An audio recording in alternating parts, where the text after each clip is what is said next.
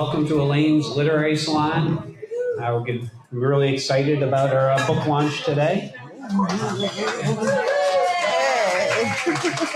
I'm Jeffrey Higgins. Elaine's is my wife Cynthia's restaurant.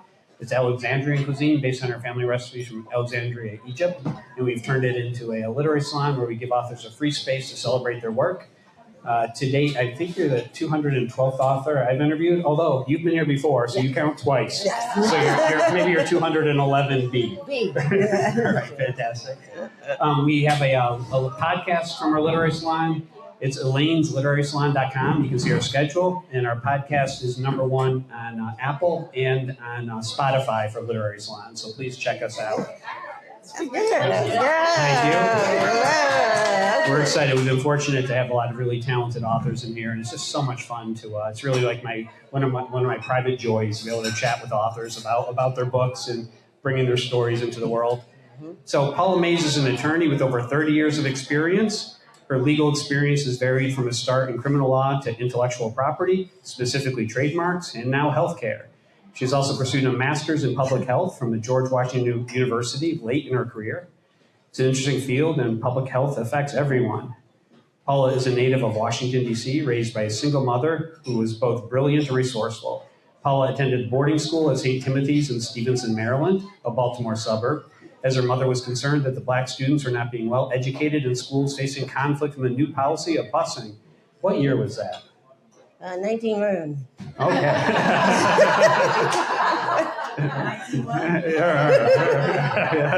19. Yes. Paula wants her mystery novels to express the beauty and diversity. This is Paula's second appearance with us. She's here to discuss Murder in La Galeria D'Arte, a Maro, Spain mystery. Marco. I'm missing a C in Maro. It's his name. Yes. Marco in Spain. A Marco Spain mystery. Yeah, the protagonist. So please welcome Paula Mays back to Elaine's. Thank you. So Paula, it's good to have you back. Thank you so much and also thank you for the literary salon. Hold this up and close. Thank you again for the literary salon. I mean, I think all the authors are so thankful to have a space. I wouldn't have a book launch without it because I wouldn't know what to do. So it's not just the authors; it's all the readers and the people who come in here who love story, love to meet the authors and hear the story behind the story, which is what we're here to do today. Yeah. So why don't you tell us? Just give us a little bit. What's the book about? No spoilers. Little back jacket copy. Yeah. So for people who haven't read it. Okay. So as you said, it's the third in the series published by Level Best Books. And Level Best is the publisher, and they publish a lot of our mystery books, which is really good.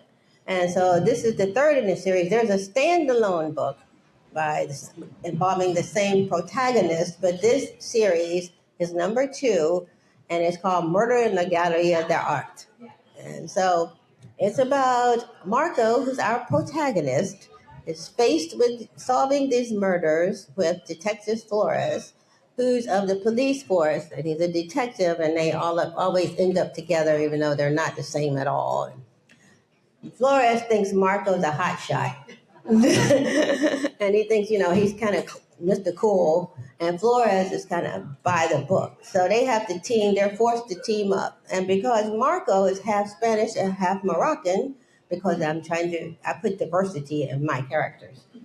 The thing being showing there's good and bad in everyone. So we have everyone in here. So some are good and some are bad, and they're from every race.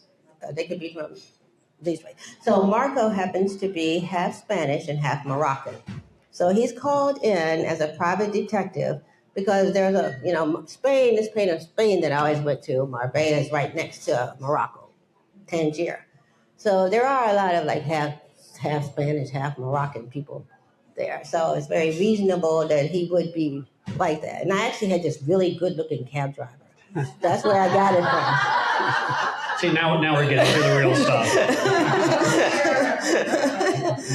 And I even took my friend with me once, and the first thing she said was, "Oh my God, where's that cab driver?" So anyway, so that's where I kind of got the idea of the half Moroccan, half Spain. So anyway, in this case, a person who opened a gallery of art in the middle of downtown Well, it's Marbella, which is the real place, but I named it Viva Rambla because you're not supposed to use the real name of a place. But he opened an art gallery, and somebody gets killed in the gallery.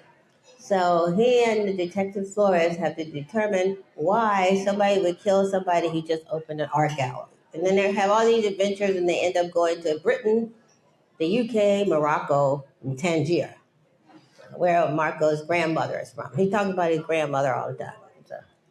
So out of 211 and one and a half authors, that's the first time I've heard someone say, oh, the cab driver was hot, so I wrote this book.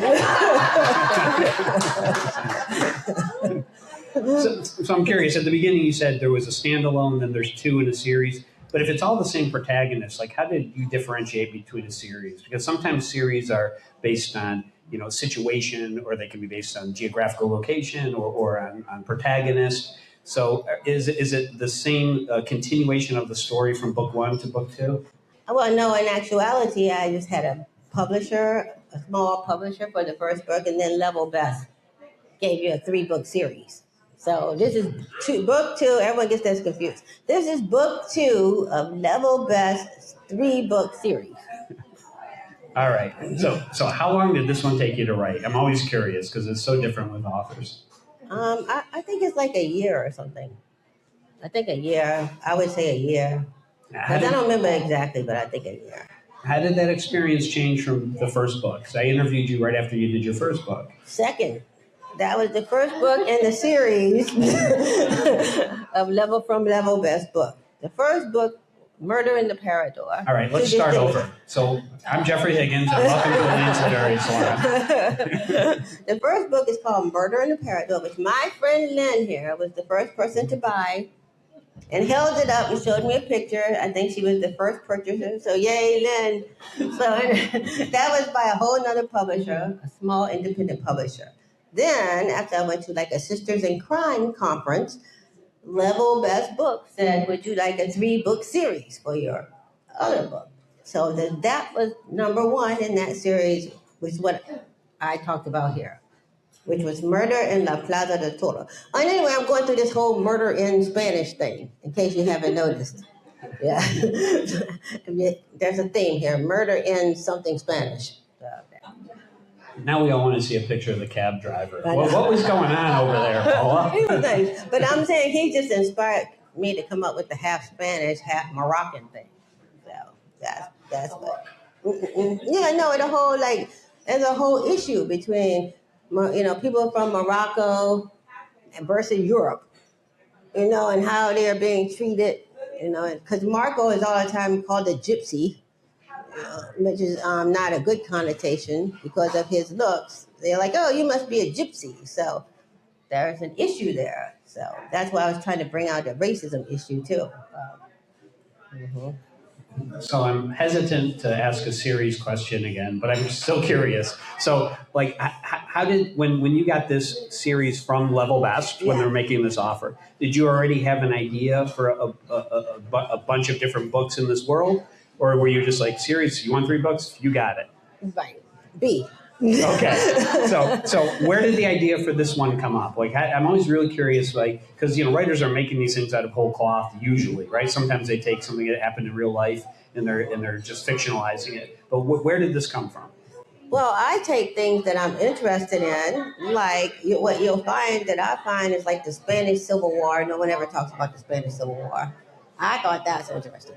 And the other thing is Salvador Dali, who actually was in Spain and actually did party in Spain and have all kinds of people have wild parties there. And there's these statues to Salvador Dali in this all over part of town. So that's why those 2 things were very interesting to me, like I said. So like his history, I find interesting. So that's so cool. So as a novelist, when you see something like that, like a lot of people look at art and they enjoy it and they look at it for art's sake, but you look at it and you start thinking of a fictional plot.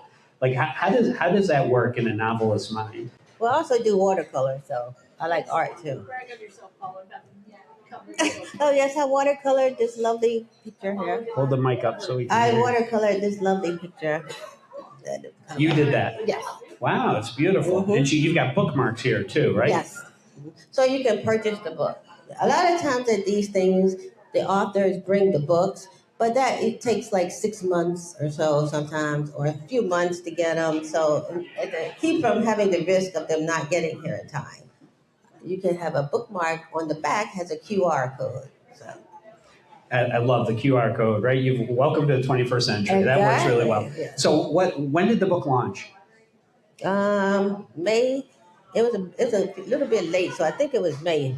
Okay. Mm-hmm. All right. So let's go back a little into the characters, right? So when you had this character from the previous books and you had the standalone. Mm-hmm. So when you're tell us how you create characters. You had the idea. We understand where that came from, but how do you populate traits and characteristics and problems and tell us a little bit about like the name, like how do you build this character so it's somebody that's believable but also three-dimensional, so that when people read it, it feels like a real person.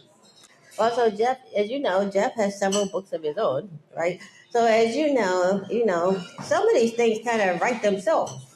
They kind of like come up and they say, "Oh, I want to be in this book," because in order to foster the next thing, it leads to a person that has to do that thing.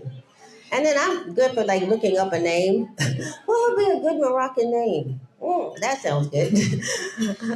And the funny thing I do have a funny story about this book because it's supposed to be, because I told you I like history.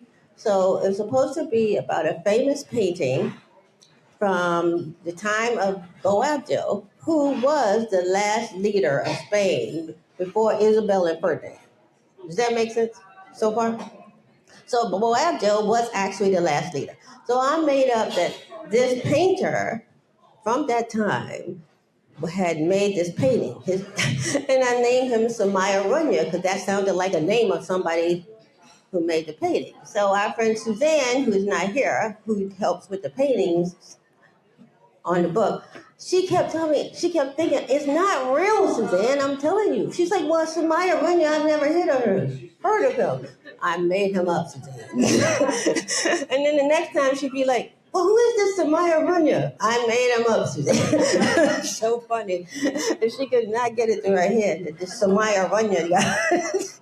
I mean, that's a compliment to you, right? That the character come across so authentically. But when you're talking about like real paintings or real moments in history, how much do you have to like honor the actual history and the actual people? Like, if it's all a fictionalized world, you can do whatever you want, right? But when you're living with your fictional world inside the real world, how do you do that? How do you balance like talking about real things? Yeah, like historical fiction. So like I like historical fiction. I know a lot of us women like historical fiction, right? Yeah.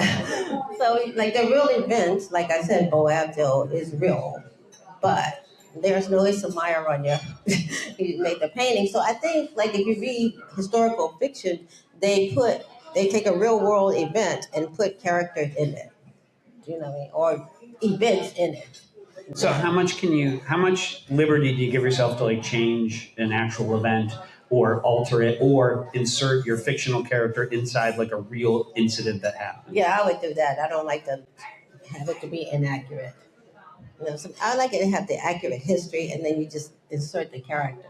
This is really my first historical fiction character. So because you're calling this historical fiction, are you getting to a different audience? Or do you feel like it's still the same people that read the first one? Because they're slightly different subgenres, right? Yeah, but I don't know what audience I'm getting to yet. Because I'm just working on the audience. So I'm not the best marketer in the world. That's why I thought I loved None of us are. Trying to get someone to find your books is very difficult right now. All right, so you create these characters. How do you, if you make them so authentic that you're fooling people and they can't believe that they're actually made up, how do you plan out like the arc for the character? Like, they say there has to be change from the beginning to the end, right? Something in the story has to influence that. Are you when you're developing these characters, are you saying, okay, this is where they are, these are their flaws, or this is something a misbelief that they have, and then it'll change? Like, walk us through that process. Pick one of your characters. How did that work in this book?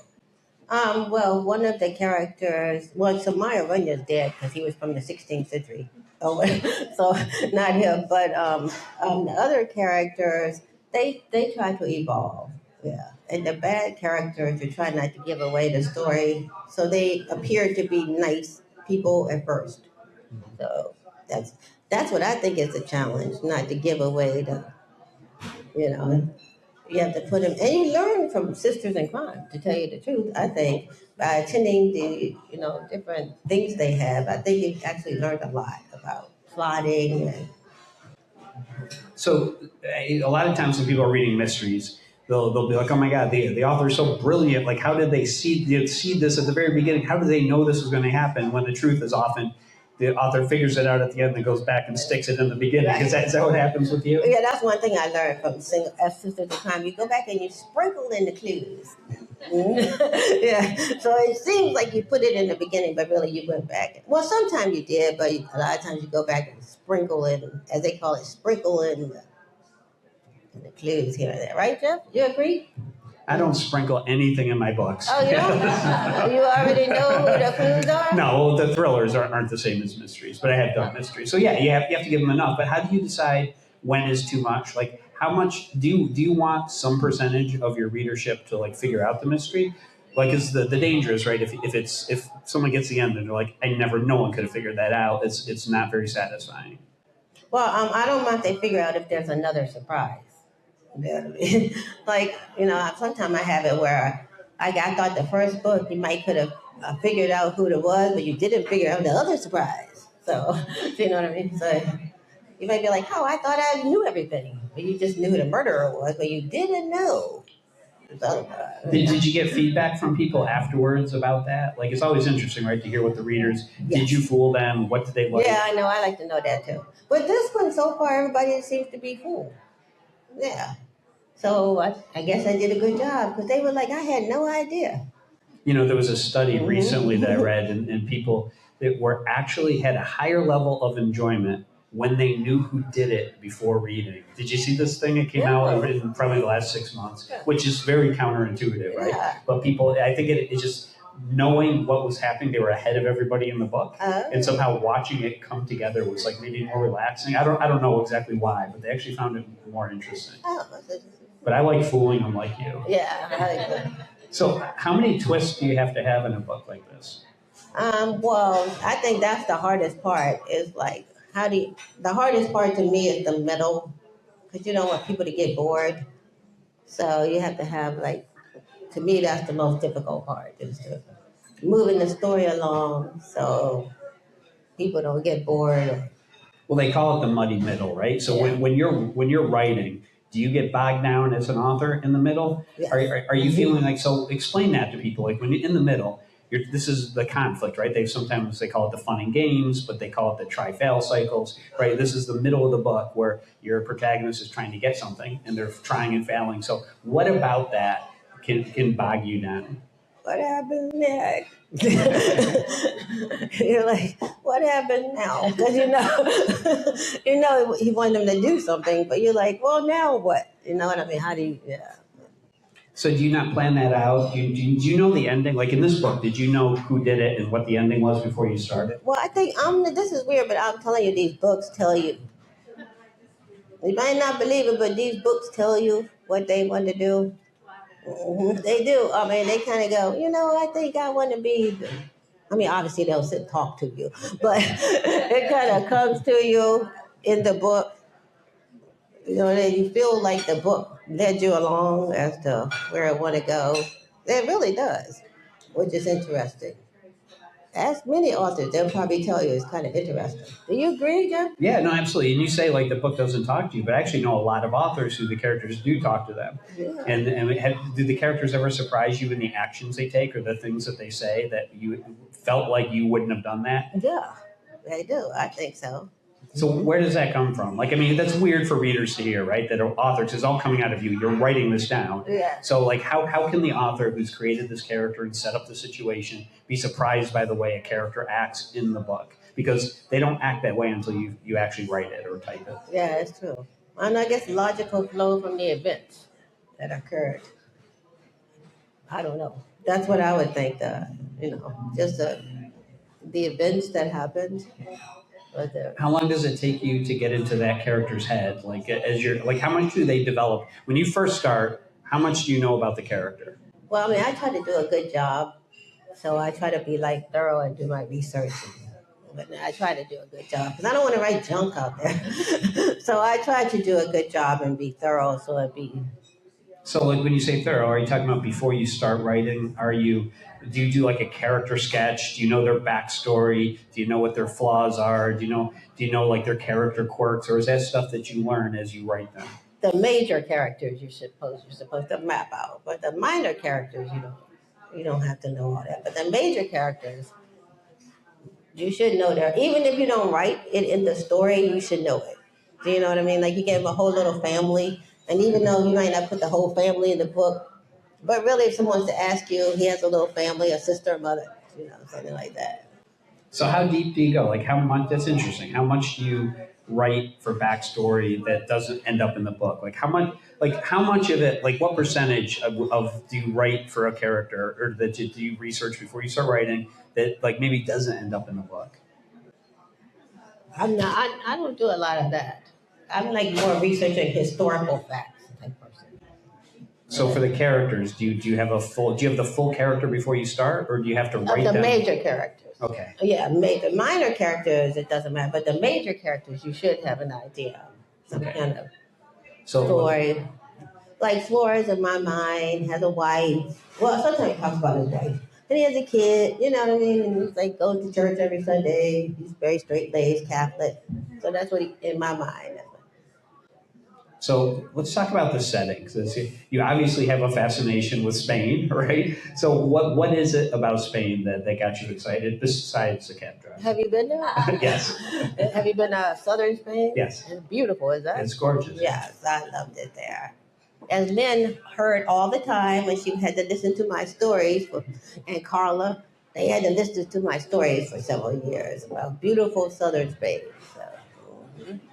So what was it about that drove your passion to like? Because when you write a book, it took you a year, right? Where you set the book matters.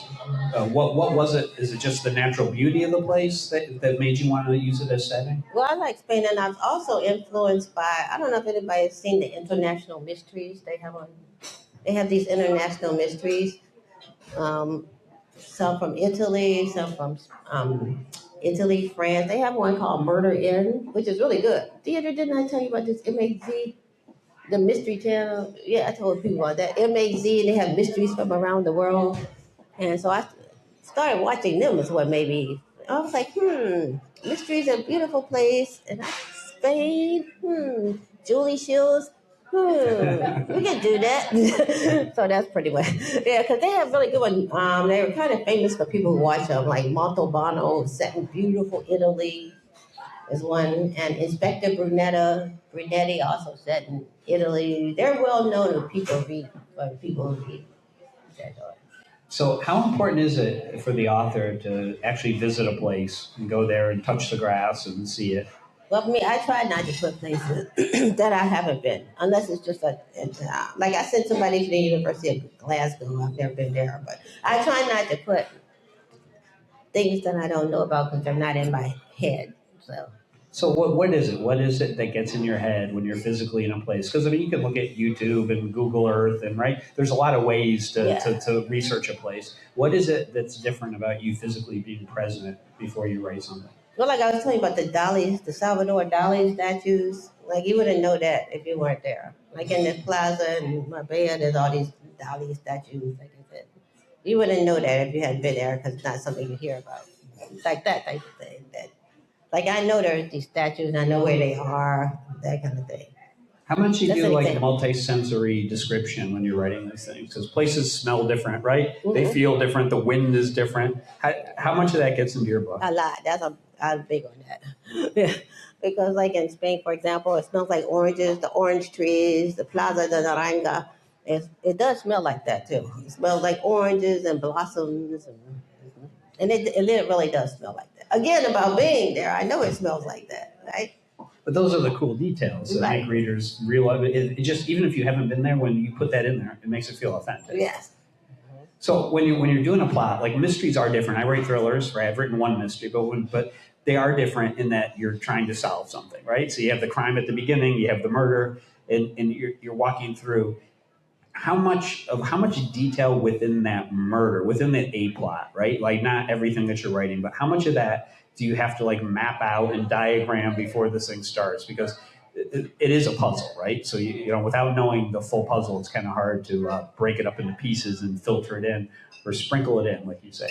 Okay, so like, how is thrillers different? Don't you have to do that as well for a thriller? I mean, they're not mysteries, right? So thrillers are more about preventing something from happening, Yeah. and mysteries are just generally right are more about solving something that's already happened.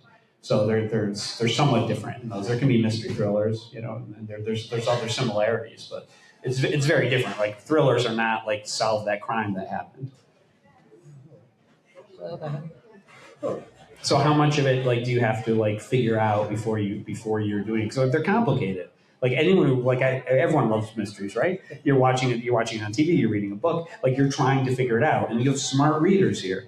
These are people who brilliant. read These are brilliant readers. Not just smart. and they read in this genre. And so they've seen the tropes, right? They've seen a lot of story. They've written and imbibed a lot of story over the years. So it's hard to fool people. So like when you have all these intelligent readers who are digging in as they go, because that's the fun of it, trying to figure it out as you go.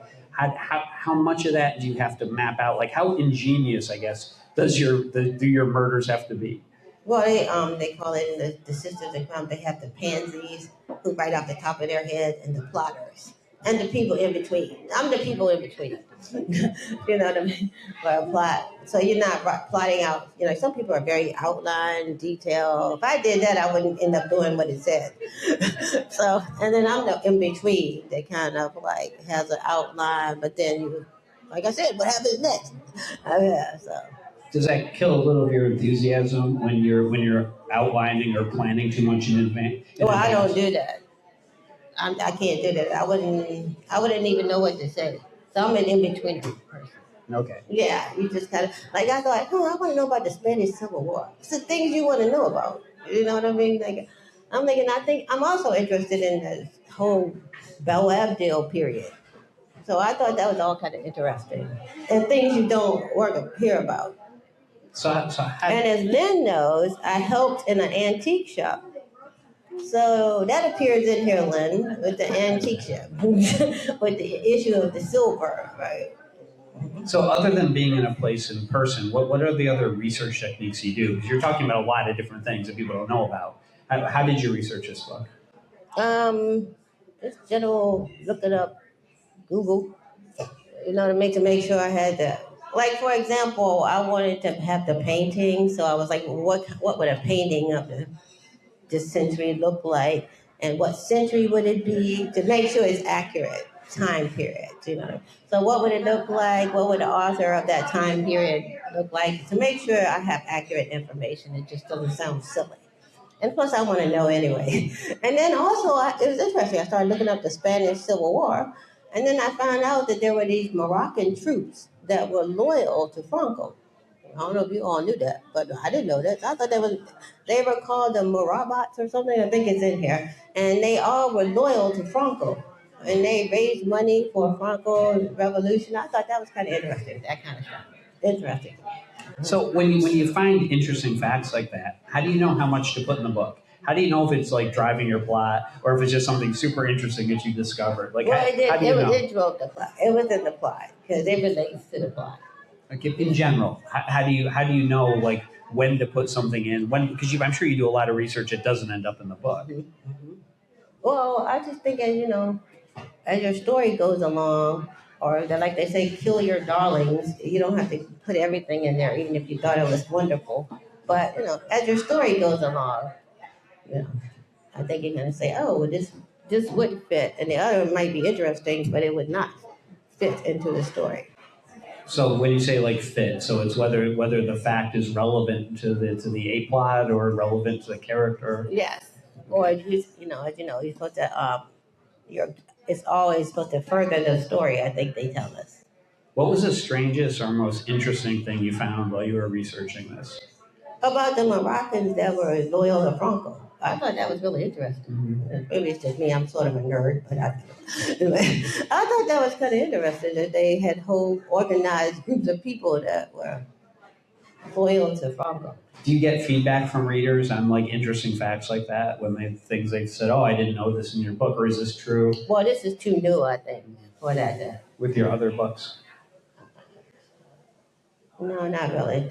I don't think so. I mean, it's interesting. Like, what are your readers now that you've had some exposure to the reading public? Well, what is the kind of feedback you get, or what is it that you like to hear back from readers that can drive your new work as you're writing? Well, honestly, usually people are very nice.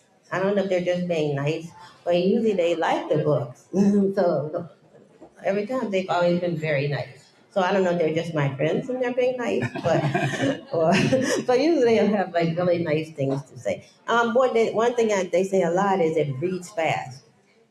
That's a great compliment. That's probably the best one, right? Because people are reading it for entertainment. Yes. So when you've been writing for a while now, how has this recent book, like, how did your experience change? And I'm talking about like craft. Like, how have you evolved as an author since you first started writing? Well, you might agree with this too. I think you feel like you know a little bit more about what you're doing. And I'm like the worst typist in the world, so it helps to know a little bit more about what you're doing to cut down on the typing. I don't know. Do you know what I mean? So that's how I think it's a little bit better. I'm a horrible typist, so I dictate. Do you ever dictate? No. You should try it. It's for all us horrible typists should get together and you can just speak the words. Yeah, exactly. What is it? Because writing is really hard. You said you spent a year doing this, right? I mean, it's hard.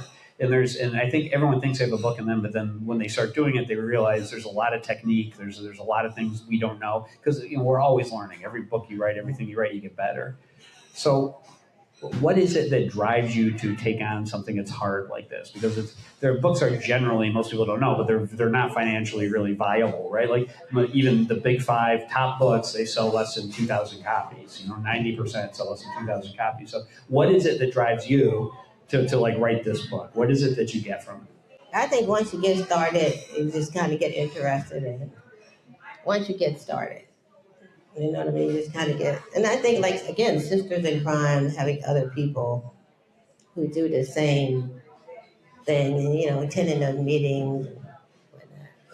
So that's what you're doing is like process, right, to get through the book. But like, what do you get from it? Do you enjoy writing, or do you enjoy having finished the book? Do you enjoy like just holding this up now and saying, "Look what I did," or do you enjoy sitting down in front of the computer every day and typing? I like the editing part. I don't like the way you get stuck in the middle part. But I like the editing, the rewriting. I like to scratch it out and rewrite it, and I like that. But the part where you get stuck in the middle is kind of frustrating. But I do like the rewrite thing. I have no problem like Xing stuff out. You know how some people are like, I didn't want to take it out. I'm like, no. I mean, that's gold for a writer, right? Yeah, like having that ability is really good because everyone has struggled. Have you ever struggled by like you really should cut something, but you left it in there because you liked it? No, I don't have a problem with it. Good for you. You're unlike most writers. So is it in the editing? Is it because you see it getting more polished because it's coming together? Right. I agree. It's more polished. I agree. Yeah. And I think I asked you this the last time, but it's been years. When did you first know you wanted to be a writer? Well, as I was saying, I was talking to a friend of mine, Julie, who unfortunately I think she went out of town, so she couldn't come today. And we started discussing it. And I was saying, it'd be fun to write a book. And she was like, well, if you're gonna write a book, you have to write a real book. So, and then we had a little writing group for a while. And, yeah. So it wasn't something that you'd always thought about, or it just came up like later in life? I think I always wrote articles here and there with different things, but not books. Yeah. So when you were like a child, were you ever captivated by fiction? Did you ever think, this is something I want to do? Oh no, but I read it. Do you remember? Did any particular books have like an impact on you when you were younger? Yeah, a lot of books, but I can't remember. But a lot of books. We're just gonna have to trust you. I like the literature. Yeah, I like French literature a lot. I thought that was really good. Interesting. Yeah, like Madame Bovary, that kind of. I love those kind of books. Yeah, who doesn't like that? I'm like a kind of nerd. So Dostoevsky, I loved his books. I still like them. I reread them. Do you still reread them? Mm-hmm. I mean, you write very differently than that, right? Oh, Like, yeah. I mean, it's just, I mean, it's not as you're writing, like you say, it's faster paced, right? Yeah, right. It's not dense. Not to it's run not those as dark. off. No. Yeah, no, those are But I not like quick those reads. books, though. Yeah, I love those books. Though. So- I'm reading right now The Adolescent. That's another Dostoevsky book. The Adolescent. Yeah, I like that. That's so interesting. Mm-hmm. So, what? Tell us a little bit about your process. Do you write every day? No, because no, I do like 5 different things. So no. How often do you write? On the weekends or free time. Although if I had a deadline, for example, book 3 in the series of number 3 for level best books was due Monday. And you can ask Cynthia. I was like, sorry, Cynthia can't talk to you right now because I got to finish this book. So at the end, you're like trying to scramble to get that through. Uh-huh. Did you get it in? I did. Congratulations. The first That's a draft. big deal. Yeah, that's the first. Do you know, that is hard. I've actually read that most authors, like the majority, I don't know how big a majority, but the majority blow their deadlines. Oh, really? Which is shocking to me. Yeah, I can't imagine doing that. But so, like you say, it takes a year, but you're writing on weekends. If you don't write all week when you're doing other things, how hard is it for you to get the story back in your head when you sit down to write? Oh, it's not because I tend to be still thinking about this. It helps because I still think about the character. You mean during the week? You're Yeah. still in your head. Mm-hmm. So, as things occur to you, like dialogue or snippets of dialogue or character or whatever during the week, do you write them down or do you wait for the weekend? No, sometimes I have to remember because this next one, to give you a preview, there's a murder in a cathedral. Ooh. So I had to, I was thinking about how would that happen and what would happen there. So if I remember, you should write it down because if you don't, you totally forget. It's a good thought. So I try to do that. Yeah. I do more as I get older too. Yeah. If I don't write it down, it's gone. It's gone. It's memory. So you're writing every day? Do you have to, or on the weekends? Do you have to write in a specific place? Like a lot of people have, like their writing cave, or can you just write anywhere? I could, but I have a little desk. But now, I'm not, that wouldn't bother me. Do you listen? Where my computer is, Yeah, that would help. It would help being in the same space as your computer. So do you listen to music when you write, or do you need just utter silence? Well, I listen to YouTube videos. Really? Like what? Now we're getting to something.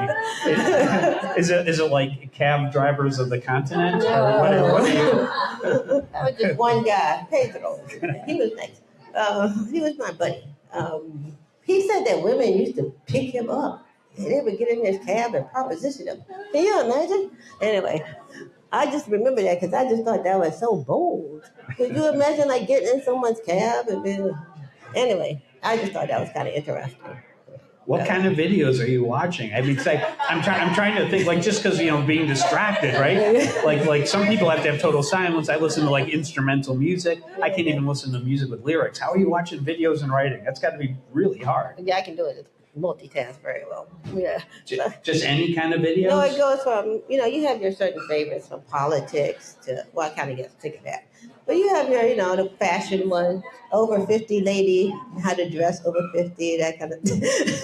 And then you have your fashion, what I mean? Yeah, and then you have people talking about politics or now this one lady who dresses all the time and she cleans her house while dressed up. Which I can't imagine. So I think that's it, yeah. Do you dress up when you're writing? No. I don't clean my house dress up either. Do you all? That's apparently a thing now, in case you didn't know. With the young women now, there's a lot of these young women who are preaching that you should wear dresses all the time. But while you're cleaning? Not even tread wives. They have the tread wives, but these are like not really tread wives, but they all are, while they're cleaning. Like she cleans the bathroom, her little nice dress and everything. But this is apparently like a young people thing, in case you all didn't know that. Are the husbands like mowing the lawn in tuxedos? Yeah. I'm kind of at a loss. They are, seriously. There are several little, I've seen several of these channels. that's what I think is interesting. Yeah, and they explain why you should wear a dress all the time, as opposed to I guess they're getting what something connoisseur is her name, Jennifer, the chic connoisseur or something. But yeah, it's a young people thing. So You all learn something, right? I'm learning a lot. So what are you writing in? Like what software do you I'm write? gonna say not a dress. No, like Word or Scrivener. Or like Word. what do you? Word. What tools do you use to write? Word.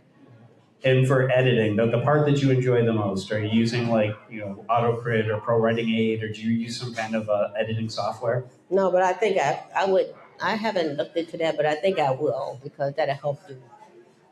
Yeah, it can be really helpful. Yeah. So what are like your iterations here? You're right. Do you go through? Do you edit as you go, or you said you enjoy the editing? So it's like you get through the whole first draft. Yeah, because or else you get bogged down, and I would think I would get bogged down. So Yeah, me too. Mhm. I don't know how people. I mean, it may intuitively make sense, but I couldn't do it. Right. I couldn't do it. So you get to the end, you edit. How many times are you going through a book? Like how much of it over that year? How much of that was edited? Well, since there's a deadline, you just edit it much, but when you get it back, then a good tool is you listen to it on the computer. You can listen to your own book on the computer. Yeah. What software do you use? No, you don't need a software. It's on your Word. Oh, you just use the read back in Word. Yeah, and it's you listen to it. It's so interesting to listen to your story, have someone else read it. You pick up things that you would have noticed, like double A's or things like that. And then it sounds different if someone is reading it back to you. So. Also, the rhythm of the words, right? Exactly. Like I found it's really helpful in dialogue. Yes. Read that out loud. Mm-hmm. Yeah. So you get through all this. What do you go to like a beta reader? Do you go to a writing group? Like what do you do before you send this to level best? Well, nothing now. I just send in it. They get really good feedback. Sean, I don't know if you know Sean. She's really good. She has excellent feedback. She gives it back to you the first draft. It's given back to you by the publisher, but they have really good feedback. Things you didn't even think of. So I mean, a lot of people, if you haven't published with a traditional publisher, don't know what that's like. So like, how many iterations back and forth with your publisher? How many levels of editing? Are they doing like structural and copy editing and proofreading, or is it one edit and then you get it back multiple times? Well, tell us, how did that work? Well, my experience, I don't know everybody's experience with the level best, but they give it back to you, and then one of them, particularly a woman named Sean, who's very good, she, marks it all up, and then you send it back to her, and then they give you another chance. And you mentioned that this was a watercolor that you did. Yeah. How much say do you have in like the cover? Well, they're good too and also Sean, I'm bragging on Sean tonight. She should be here. But so I said, Sean, I have this watercolor. I want it to look like a painting in a museum. So she did the nice gold. She's really good. So she sent it back to you with the gold. Because that was supposed to be like Samaya Runya's painting in a museum. So that's why it says SR. For the non-existent, not real Samaya Runya. But anyway, yeah. So yeah, she gave it. She is really good. She's a very good art editor. Yeah, no, it's a really pretty cover. Thank you. So what is that like then? It's so hard for you for anyone to finish a book, right? So it's like 1% of people who start the book ever finish it, and then to get it published is even traditionally published like you did is a much lower percentage. So once the book comes out, like what happens then? Because that's changed from even 5 years ago. Yeah. Like what did you do? Okay, the book launched in May. What is your role as the author going forward? Well, I understand that even with the traditional publishers, they don't really market people's books that much anymore. So really, you're supposed to be good at marketing, which I am not. So the best thing is to figure out how to be a better marketer. Because even, like I said, even traditional, I guess if you're like one of the big top $1 million David Balducci or something. But I think even for, kind of high paid authors, they don't really market. So that's the challenge is to figure out how, that's my experience. I could be wrong. But my experience is figuring out how to be a better marketer. And that also, it just makes me tired to even think about it. So I don't know if you saw, there was an article that came out on Substack, I think it was Amy Chan recently, and she said the two things that worked were podcasts and in-person events like you're doing here. Has that been your experience? What is it that seems to be working over all your books? Well, I just word of mouth and having. I think your launch, Jeff, at that beginning. Thank you, because I think the book launch does help. It really does. And thank you, Hope. This is Hope. She helped with the publicizing. Yeah. Hope Gibbs, our PR director, she does our podcast. So we thank Hope. So I think it does help to have this help. Do you enjoy it? Like when you're here, I mean, you have Yes, friends, good. but you also talk about your book with people you don't know. Yeah. Do you enjoy getting out there and talking about your work? Yes, but and I love seeing my friends I haven't seen, especially I used to work with, and you haven't seen them for a long time. And it's a good reason to have them come together and have food and do something fun. I hope they have fun. Yeah. All right, so I want to, if anybody has questions, I'll come around with a microphone, and I just wanted to be able to pick up for our podcast. Does anybody have questions you'd like to ask her? Anything about, here we go, hold on one sec. I'd like to ask, what is your favorite method of killing off your characters? Is it poison, or is it guns or knives or strangling or... That's a good question, Catherine. I kind of like the poison thing, because the guns, we don't want to encourage like real violence, because these are fake violence. So the Lucretia boards are kind of poisoning thing. I like that the best. That's a very good question, because I don't want to encourage real violence or real gun use. What about real violence with poison? Yeah, but how many people poison people? Like in my first book, it was poison with foxglove. How often does that happen? Which is a plant, a foxglove plant. So that's not likely to happen. Although this poor guy was strangled. But, Other questions? Okay, we got a bunch. Hold on. I'll come around to everybody. So I'm just curious, how did you choose mystery as your genre? How was that exciting to you? because I was watching all those mysteries on MHZ. Yeah, like Montalbano. Those are good. You should check them out. Inspector Brunetti, they're good. And then they have ones from Sweden. Well, everyone's seen Wallander, right? But the real Wallander, which has this MHZ has this real British, Swedish version. So I'm watching all those mysteries. Yeah. Mm-hmm. Hi, Paula. Hi, Heather. We've all heard about how you don't like the middle. So what are you more excited about, getting the start or getting the end? The end. What is your favorite? Yeah? Yeah. What do you have any like things that you do when you finish a book? Do you have a glass of champagne? Do you do a little celebration? I was too tired on Monday. Okay, you're done. I was like, thank God. That's awesome. Do you have a favorite part? Just writing? Do you have a favorite place? You said you kind of write all over. I have a little office desk thing in my little place. It's a little desk office. That's awesome. Yeah, with my little computer. Okay, Yeah. Thanks for sharing. And my YouTube video is right here. Right there. Hey, Paula, don't give too much away, but does Marco ever marry his living girlfriend? Well, that's an excellent question, Carla. I like her. That shows that she knows what's going on. But I'm not telling you. But that's a good question. I knew you would. That's an excellent question, though. That really is. And good insight, because I'm glad you picked it up, because I do try to make that a thing for you to worry about. Like, what is going on? So thank you. That shows that. I am worried. So thank you. Other questions? Anybody? No, that was very nice. All right, good questions. Mm-hmm. Thanks, Jeff. That was nice talk. That was a nice interview, I thought. No, it was wonderful. Congratulations on the book. Thank you. I always tell people, before to go on Amazon, leave her a rating or review. Yeah, it makes a really big difference. Yeah. But when people are looking, they haven't tried an author before, and they see a bunch of reviews, it does tend to help. So you said you just turned in your book. Other than going through the editing with Level Best, what's next for you? I'm doing a short story anthology. I'm coordinating a short story anthology. Short stories to the tune of Marvin Gaye.